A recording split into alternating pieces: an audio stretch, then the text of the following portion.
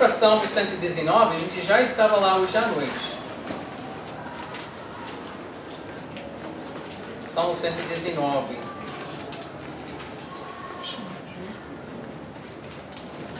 Lá no meio da palavra de Deus, tem esse capítulo longo, um capítulo enorme, belo, que fala sobre as belezas das Escrituras. E no início aqui, nos primeiros 3 versículos, o salmista afirma que quem investe tempo e esforço estudando e seguindo a palavra de Deus será uma pessoa abençoada. Veja aqui, os primeiros 3 versículos. Bem-aventurados os repreensíveis no seu caminho, que andam na lei do Senhor. Bem-aventurados os que guardam as suas prescrições e o buscam de todo o coração. Não praticam iniquidade e andam nos seus caminhos. Vamos orar. Senhor Deus, te agradeço, Pai, porque o Senhor é bom. Tem nos dado o privilégio, Pai, de trabalhar aqui vários anos, de conhecer tantas pessoas queridas e de poder visitar algumas delas nessas semanas, Pai, de poder ter 2 domingos com essa família amada aqui. Realmente, Pai, é motivo de gratidão. Eu quero te agradecer e sei que Dão também tem um coração cheio de gratidão para contigo, Pai, por esse lindo presente que o Senhor nos deu. Também, Pai, maior do que isso, porque é o que nós temos em nossas mãos, a Tua Palavra, a Tua revelação. E eu peço que hoje à noite, Pai, o Senhor possa nos ajudar a focar nossa atenção naquilo que o Senhor tem dito aqui, que Teu Espírito possa mexer em nossos corações. Nós não simplesmente queremos assistir um culto, queremos estar envolvidos, prestando bem atenção, querendo já saber se há alguma coisa em nós que precisa mudar, se há algum ponto em que nós precisamos ser mais obedientes, talvez se há um pecado que precisa ser confessado, que o Senhor possa fazer esse trabalho hoje à noite. Primeiramente, Pai, para a Tua glória, mas sabemos que também, Pai, é para o nosso bem. Então, desde já queremos te agradecer por o que o Senhor vai fazer. Em nome do Senhor Jesus, que nós oramos. Amém. Amém. Então, hoje em dia, é comum ouvir alguém dizer que está abençoado, né? Mas quase sempre essa declaração é feita em cima de algo que aconteceu com aquela pessoa, né? Eu recebi dinheiro extra. Eu sou abençoado, né? Minha filha teve gêmeos. Eu sou abençoado. Talvez a filha não pense nisso, né? Mas, né? Vovó pensa que eu sou abençoado, né? Passei o verão sem pegar dengue. Eu sou abençoado, né? Então a gente fala, até a gente fala muita coisa, bênção, ligado com o que aconteceu, o que Deus fez ou não fez, ou o que Ele deixou acontecer em nossas vidas, ou como Ele nos defendeu em certas ocasiões, né? Então, dinheiro, netos e boa saúde podem ser bênçãos da mão do nosso Pai Celestial. Mas não é esse tipo de coisas que ocupa a mente do salmista aqui. O interessante é que nesses primeiros 3 versículos é que seus leitores serão abençoados se fizessem certas coisas. Não que as coisas vão acontecer, mas Deus está dizendo, se você fizer isso, eu vou te abençoar. Se você viver dessa forma, a minha bênção vai cair na sua vida, né? Isso é muito importante, né? Então, são aquelas promessas condicionais, né? Que tem as promessas incondicionais em que Deus fala, eu vou fazer. Não importa o que você faz, eu decido fazer isso na sua vida. Mas essa aqui são aquelas tipo, se você fizer, eu faço, né? Então é importante notar isso. Também precisamos entender que bênção aqui não é bênção como é entendido muitas vezes no meio evangélico, né? Meramente bênção física aqui dessa terra. Pode incluir isso. A gente não nega que Deus pode nos dar boas coisas aqui nesse mundo. Mas geralmente os escritores bíblicos estão pensando em coisas mais altas, né? Estão pensando em comunhão mais íntima com Deus, comunhão mais íntima com os outros cristãos, né? Progresso em sua vida espiritual. Estão pensando mais nesse lado. Pode incluir as outras coisas, mas em geral estão pensando mais no desenvolvimento do seu andar com Deus. Então a bênção divina vai cair na vida de quem age segundo esses versículos, né? É uma bênção que Deus dará para quem é ativo, não passivo. Então, liga muito com o versículo que vocês estão decorando no mês, né? Qual é o versículo? Mateus 7, 24, cita aí. Palavras será comparado ao homem que edificou sua casa sobre a rocha. Isso. Não, mas ele faz duas coisas, né? Ele ouça e e se você compara com o homem, né? O homem depois, o homem tolo, ele também ouça. Ele simplesmente não faz. Então, o primeiro passo ambos fazem, estão no culto, né? Estão ouvindo. Mas o homem sábio ouve e pratica. Então, essa aqui está baseada totalmente em cima desse princípio. Você pode escutar hoje à noite, mas você não pode sair do portão dizendo: eu escutei, eu vou ser abençoado. Não. Ouvir é o primeiro passo, né?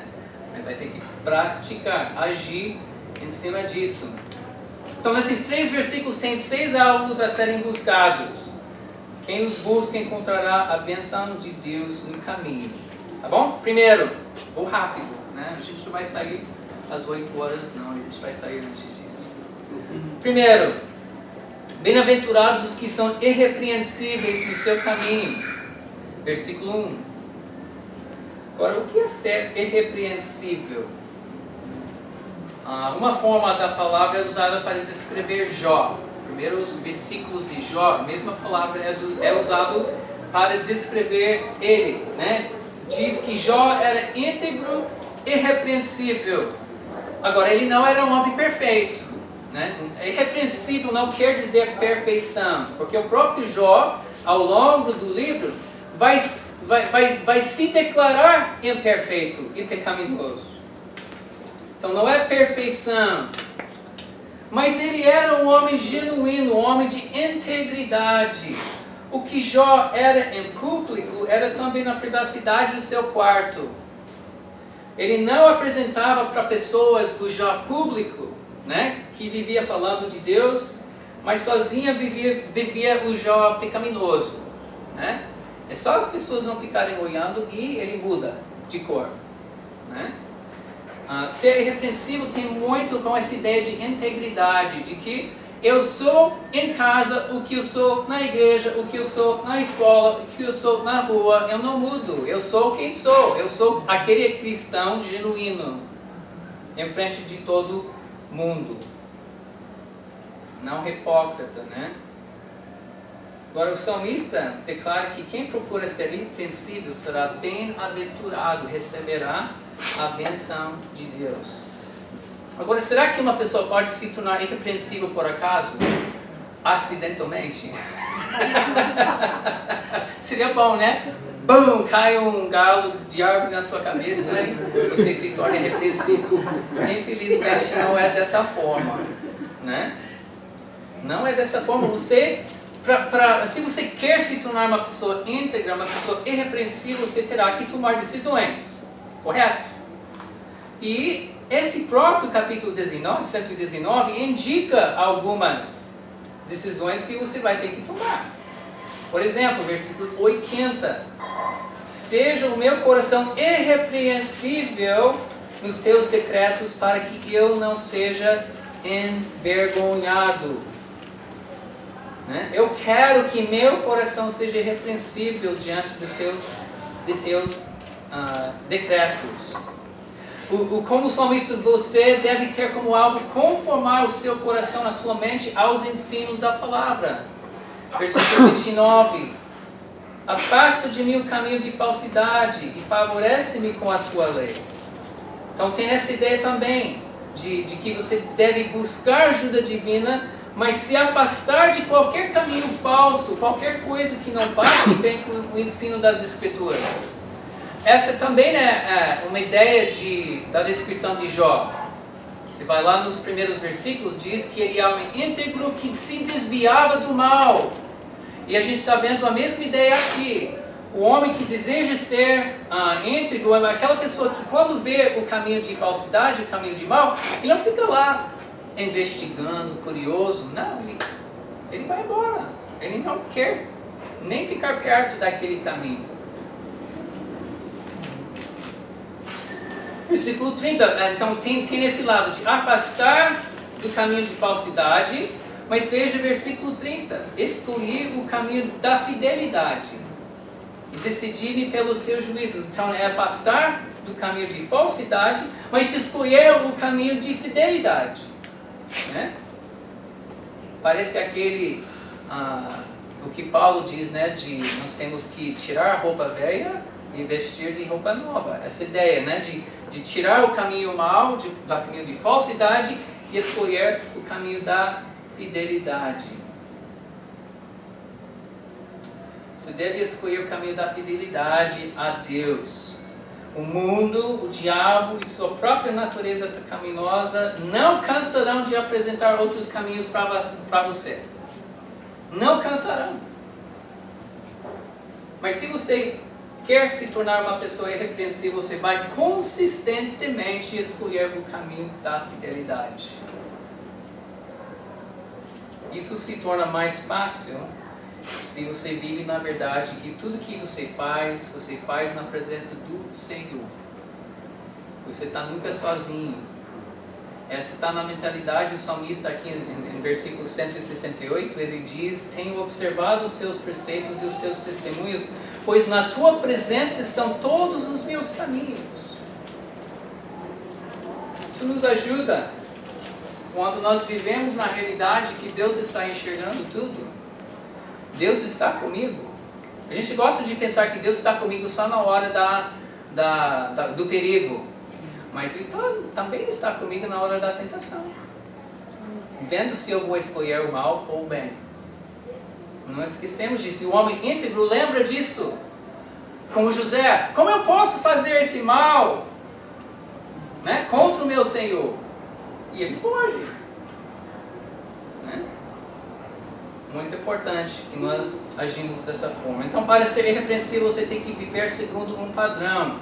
Hoje em dia as pessoas não querem saber mais de padrão. Notou isso? Né? Não existe absolutos. Cada um estabelece para si qual é o padrão. E a gente está vendo o resultado globalmente aí de o que acontece quando se faz isso. Mas o homem abençoado, né, o homem que vai andar irrepreensível, vai ter o padrão. O padrão vai ser o quê? A lei do Senhor. Né? Esse é o segundo ponto aí. Bem-aventurados os que andam na lei do Senhor. Também versículo 1. E como é essa lei? Melhor resposta é Salmo 19.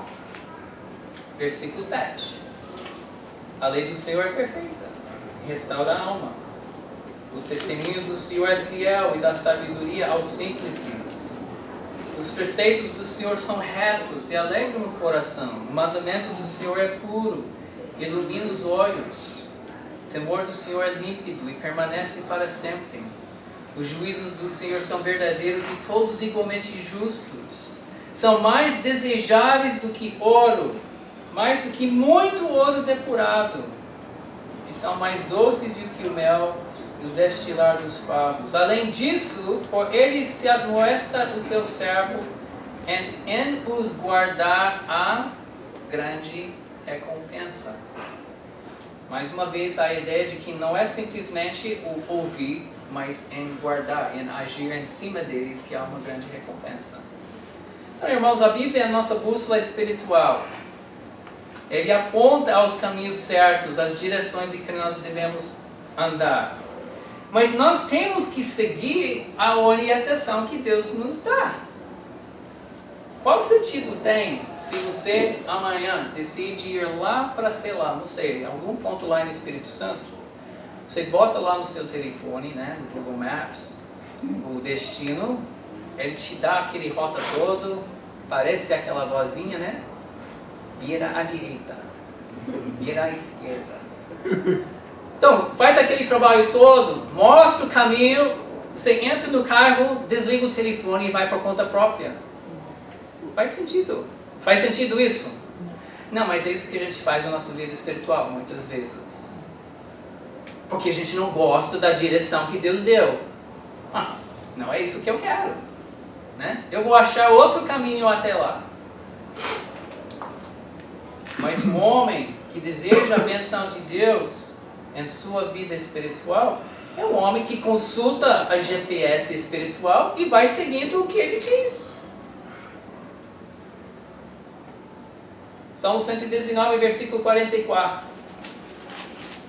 Assim observarei de contínuo a tua lei para todo sempre, e andarei com largueza, pois me empenho pelos teus preceitos. Está vendo aí o desejo do salmista não simplesmente de entender, mas de ter empenho de seguir aquilo que Deus mostra em sua vida. Como o salmista, nós temos que entender que Deus nos redimiu para sermos obedientes à palavra dele. Na eternidade vamos viver perfeitamente os ensinos da palavra, para a glória do nosso Deus. Então, sabendo disso, nós devemos ter o forte desejo e desempenho aqui de nos esforçar em consistentemente viver o que estamos aprendendo da palavra hoje. Seremos bem-aventurados, né, se nós temos um desejo, né, a lei de Deus como nossa bússola. Mas bem-aventurados também os que guardam as suas prescrições, no versículo 2. Bem-aventurados os que guardam as suas prescrições. O Spurgeon, escrevendo sobre esse versículo, diz o seguinte: bem-aventurança é atribuída àqueles que contam como tesouro os testemunhos do Senhor, em que está implícito que eles pesquisam as Escrituras, que eles chegam ao entendimento delas, que eles amam as Escrituras e depois que eles continuam na prática delas. Precisamos obter uma coisa antes que possamos guardá-la. Uma boa observação. Você não pode guardar o que você não tem. Né? Então há um trabalho atrás dessa palavra guardar, em que eu vou estudar e você vai estudando e o Espírito Santo vai te ensinando e você vai recebendo uma riqueza, e aquela riqueza sim é algo para guardar. Mas aquele guardar também não é aquele guardar de trancar num guarda-roupa, né? Não, é aquela ideia de obedecer, né? Significa entender o que Deus tem dito e obedecer o que Deus tem dito. Quando nós vivemos em obediência aos ensinos que Deus tem nos dado, estamos guardando elas. Estamos guardando elas no nosso próprio proceder. Versículo 34 desse capítulo, o salmista diz: dá-me entendimento e guardarei a tua lei. De todo o coração a cumprirei. Está vendo aí a ideia? De todo o coração. O Senhor só me ensina. Eu tenho no meu coração desejo de cumprir aquilo que o Senhor me ensina. Agora, para cumprir a lei de Deus de todo o coração, muitas vezes terá que afastar de pessoas que querem levar você para um caminho diferente. Versículo 115, ele diz: apartai-vos de mim, malfeitores. Por quê? Quero guardar os mandamentos do meu Deus. Então, há momentos em que eu tenho que escolher entre seguir a palavra e ter uma amizade, né? Não é que não posso manter um contato com uma pessoa. Mas às vezes, se essa pessoa não tem amor de Deus, não tem temor às Escrituras, e ela quer me levar para um caminho que me afasta de Deus, eu vou ter que me afastar dela um pouco. E dar mais peso aqui para o que Deus está falando. Então, o desejo de obedecer a Deus é muito importante e nos leva, né, a guardar a sua palavra em nossas vidas. Mas esse desejo de obedecer nasce de uma busca de conhecê-lo, né? Uma busca que exige todo o coração. Olha lá no versículo 2. Bem-aventurados os que guardam as suas prescrições e o buscam de todo o coração. Se você quiser fazer um estudo legal, só traça essa frase, todo o coração, em Salmo 119. Quantas vezes que usa essa frase de todo o coração? Dá um estudo muito legal para você. Mas aqui ele está falando sobre aqueles que o buscam de todo o coração. Essas pessoas sim serão bem-aventurados. Não é só aquele que busca mais ou menos, né? Mas aquele que busca de todo o coração. Mas como buscar Deus de todo o coração? Um pastor estava orando numa pedra no meio do rio. Ele estava no retiro, né? Estava orando aí num período de descanso e um jovem se aproximou e interrompeu as orações do pastor, perguntando: pastor, como faço para buscar a Deus? E o pastor disse: vem cá. Então o rapaz pulou no rio, foi nadando até a pedra, e quando ele chegou próximo, o pastor pegou a cabeça dele e enfiou abaixo da água. E manteve lá. O rapaz está batendo, tentando chegar em cima, e o pastor enfiando lá para baixo, para baixo, para baixo.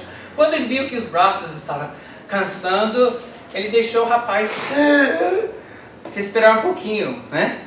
E debaixo, né? Embaixo da água. E o rapaz lá tentando, né, sair da mão do pastor. Deixou ele subir de novo, respirar um pouquinho e jogou debaixo da água de novo, né? Deixou ele lá um bom tempo até que ele estava ficando bem fraco. E finalmente ele deixou o rapaz, né? Agora estava muito desesperado. Chegar na pedra, ele estava muito revoltado, estava muito bravo, né? Ele disse para o pastor: pastor, o senhor quer me matar? E o senhor ficou louco só porque eu lhe disse como faço para buscar Deus? O que é isso? O que eu fiz para merecer isso? E o pastor olhou para ele: ó, você só conhecerá Deus quando buscá-lo da mesma forma como buscar o ar para sobreviver. Quando você busca Deus como você agora há pouco estava buscando o oxigênio, aí você vai conhecer a Deus de verdade. Essa é buscar Deus de todo o coração. Porque quando você está abaixo de água, você não está pensando muita coisa. Você não está pensando em quem vai ganhar o campeonato estadual, né, na sua nota semana que vem. Você está pensando o quê? Ar. Eu preciso de ar, né? Toma conta da sua mente, do seu coração, e toda a sua força você joga para isso. Então o pastor estava tentando ensinar o jovem: ó, é assim que a gente deve buscar a Deus. É assim que Deus tem o prazer de se revelar para pessoas assim, que buscam de todo o coração. Eu creio que um dos grandes problemas hoje em nosso meio evangélico é justamente isso. Tem muita gente buscando mais ou menos. E ficam decepcionados com Deus. Vão dizer isso para você na calçada: ah, eu fiquei decepcionado com Deus. Ué, Deus decepciona? Não para quem busca de todo o coração. Agora, Ele não promete se revelar para quem busca mais ou menos. Não tem essa promessa na Bíblia. Simplesmente fica na dele, né? Você também. Você abre seu coração para quem investe um pouquinho na sua amizade? Não, você se abre para aquela pessoa que se dá para você, né? Que realmente investe naquela amizade. Aí para aquela pessoa você abre seu coração, você conta segredos, você conta um monte de coisa que outras pessoas não vão saber. Deus não é diferente, irmãos. Ele é uma pessoa. Ele não se abre para uma pessoa que está mais ou menos interessada. Ele vai se revelar mesmo. Como Jesus vai dizer lá na frente em João 16:15, né? Se você me ama e obedece meus mandamentos, eu e meu Pai, nós viemos para seu coração, vamos jantar, né? Cear com você, contigo. Aquela ideia. Mas é para quem ama e quem obedece, aquela que me busca de todo o coração. Então, quem busca a Deus de todo o seu coração será abençoado. Por quê? Porque conhecerá a Deus. Nem precisamos pensar qual vai ser a bênção dessa pessoa. Ele vai buscar e Deus tem a promessa, quem me busca dessa forma vai achar. Então a própria bênção está aí, de conhecer a Deus melhor. Conhecer a Deus é a maior bênção que existe. Então o mais precioso que Ele se torna para você, o mais que você vai querer se afastar do pecado. Essa a gente vê em versículo 3. Tudo aqui está ligado, né? Bem-aventurados os que guardam as suas prescrições, que o buscam de todo o coração, que não praticam iniquidade. Quem está buscando a Deus de todo o coração, quem tem compromisso sério de viver na obediência à palavra de Deus, não vive praticando o pecado. O salmista não está dizendo que essa pessoa não vai pecar. Certo? Ele está usando aqui de hábito, de estilo de vida. Né? Ela vai provavelmente pecar de vez em quando, mas o estilo de vida dela, o viver de cada dia dela, é de não praticar pecado. Veja a atitude de salmista aqui em versículo 133. Firma os meus passos na tua palavra e não me domine iniquidade alguma. Eu não quero que nenhuma outra coisa me domine além do Senhor e sua palavra. Você deve pedir a Deus constantemente que Ele ajude a tomar passos firmes, orientados pelas Escrituras, de não ser dominado por nada além da palavra de Deus, nada além do Espírito de Deus em sua vida. Veja o desejo dele em versículo 36. Inclina-me o coração aos teus testemunhos e não cobiça. Esse Salmo 119 está cheio de pedidos de oração que a gente pode fazer em nossas próprias orações. Senhor, inclina meu coração. Eu sei que meu coração não está naturalmente inclinado para isso. Se eu posso fazer com que o meu coração se incline para a tua palavra, aos teus testemunhos. O desejo mais forte do seu coração deve ser: eu quero te conhecer, Senhor, mais e mais, seja qual for o custo. Porque você sabe que conhecer a Deus se faz através da palavra, você desvia de caminhos maus para poder ser obediente à palavra. Versículo 101. De todo mau caminho desvia os pés, para observar a tua palavra. Isso se torna mais fácil quando você tem a palavra embutida em seu coração. Versículo 11. Acho que todos conhecem, né? Guarda no coração as tuas palavras para quê? Para não pecar contra ti. Exatamente. Isso é interessante pensar só um pouquinho sobre esse versículo 11. Jesus deixou claro que o pecado não é o produto do ambiente em que a pessoa vive. Essa é uma falsidade que é pregado por aí. Né? Não é verdade. O pecado é produto do coração da pessoa. Né? Você pode me colocar no ambiente mais belo, mais perfeito que existe, que Adão e Eva estavam ali, né? E pecado, né? Saiu de dentro. Então, se queremos lidar com o pecado nas nossas vidas, nós temos que mexer no coração. Mas mexer com o quê? Eu creio que aqui em Salmo 119, 11, o salmista nos dá uma pista. Ele diz: guarda no coração as tuas palavras, para não pecar contra ti. Palavras representam ideias, representam comportamentos, representam alvos. Se você enche seu coração somente com seus sonhos, seus desejos, seus pensamentos, você terá rodando em seu coração as palavras da sua natureza pecaminosa. E faz o que você quiser, né? É você que é importante. E quando você tem uma escolha a fazer, quando você tem uma decisão em frente de você, a voz que soa mais alto no seu coração será qual voz? A voz do seu egoísmo. Porque você está alimentando ele, né? Ou ela. E você fará uma escolha egoísta. Se você fica passeando o tempo todo na internet ou assistindo televisão, você terá a sua mente enchida com as ideias, com os alvos e os comportamentos do mundo, né?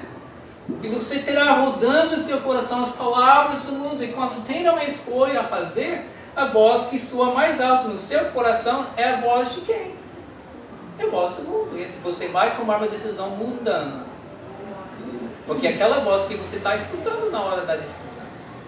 Então, como a gente muda isso? Para mudar esse quadro, precisa substituir as palavras do seu egoísmo, as palavras do mundo, pelas palavras de Deus.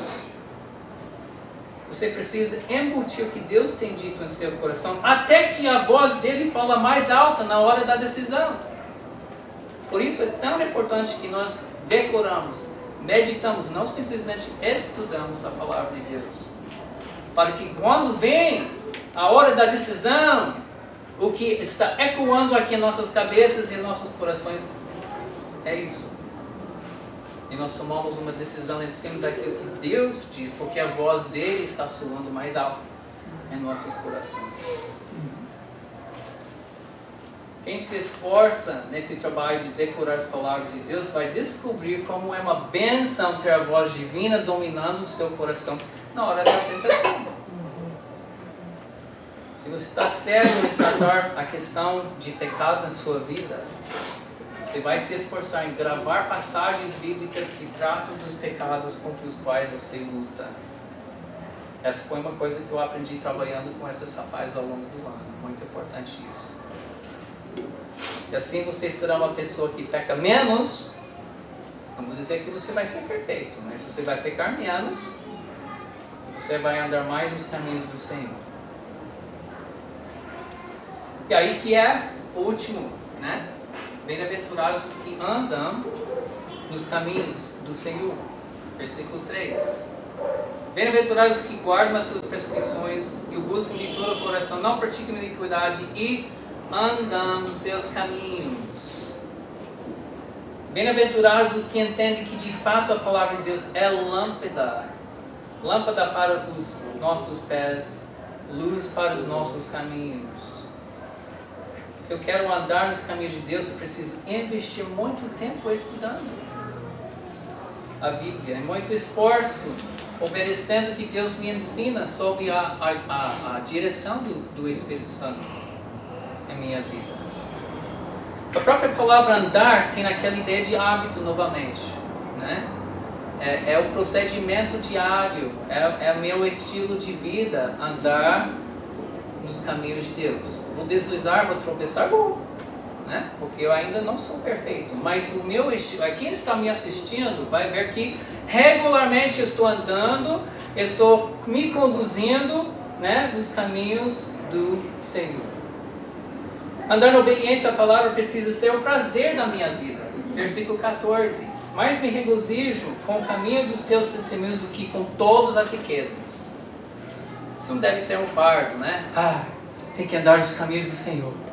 Essa vida cristã. Lá na frente, quando a gente chega lá no céu, vai ser uma alegria pura. Mas aqui... a gente não vê isso nos Salmos, não. O salmista aqui está muito alegre em seguir o Senhor.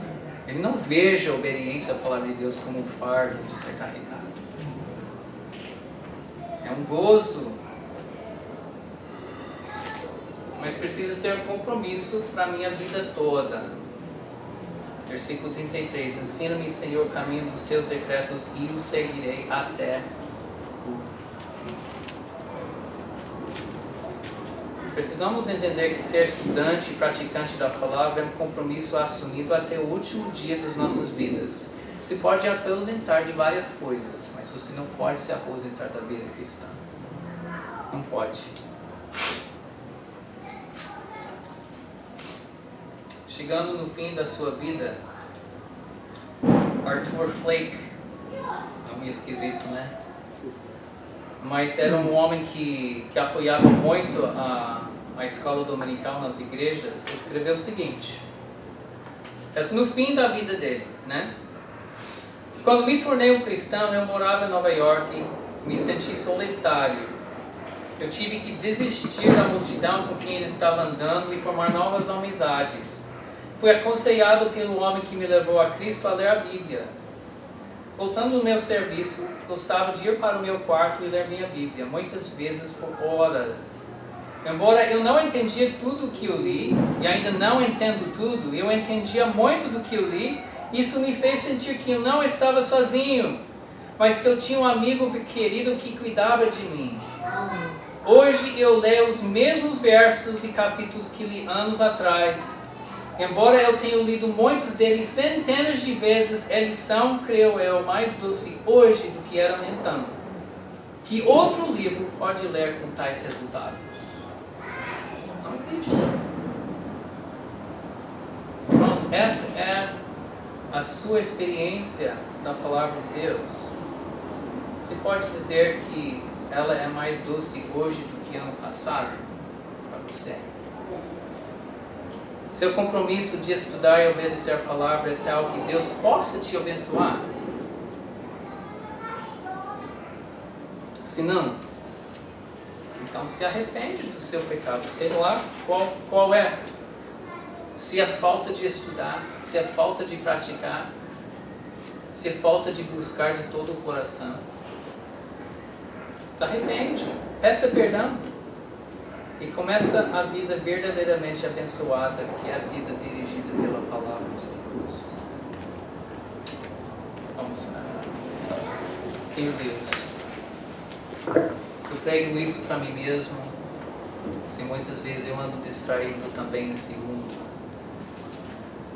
Mas eu dou graças a Deus que temos o Teu Espírito vivendo dentro de nós, que tem compromisso de levar para frente o processo de santificação, que tem como ministério nos ajudar a entender a Tua Palavra e ajudar-nos a aplicar para nossas vidas. Temos tudo, Pai, para andar gozando da bênção do Senhor que é descrito aqui nesses versículos. Mas precisamos agir. Pai, fale aos nossos corações e ajude-nos em qualquer área onde precisamos pedir perdão, fazer ajustes, começar a fazer coisas ou parar de fazer outras. Ajude-nos a fazer isso, Pai, para a Tua glória, primeiramente, mas também para nosso bem. Oramos isso em nome do Senhor Jesus. Amém. Amém.